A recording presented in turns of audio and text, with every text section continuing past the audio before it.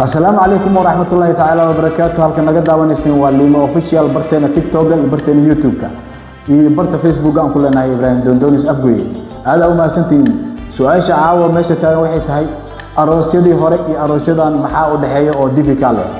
Aroosyadii hore waagii hore waxa markaa ay dadka reer magaalka ugu fiican ay isku gursi jireen markii ay noqoto dhanka hadda anaga jiifafka aan ka isticmaalno waxa la isticmaali jiray sariiraha la yiraahdo caasho dheer oo ah markaas qofkii sariirta dhigto ama joodariga suufka ee saaro nin dhaafay oo markaa ninka ugu taajirsanaa meesha hadda anaga aan ka isticmaalayno jiifafka originalka ama jiifafka talyaaniga ee $2,000 kala siiyo marka taa iyadoo jirto xilligaas waxa yaraa furitaanka iyo markaa naagaha buuqooda xilliga hadda la joogo oo buuqa markaa uu fara badan yahay oo isfuritaankiina uu fara batay marka maxaan ku qiimeyn karnaa oo aan dhihi karnaa aroosyadii hore ee waayaha iyo aroosyada hadda jiro waxaan niga rabaa su'aasha jawaabteeda oo sax ah inaad markaa commentiga noogu reebtaan aad u mahadsantiin. Assalaamu calaykum wa rahmatullaahi wa barakaatuh.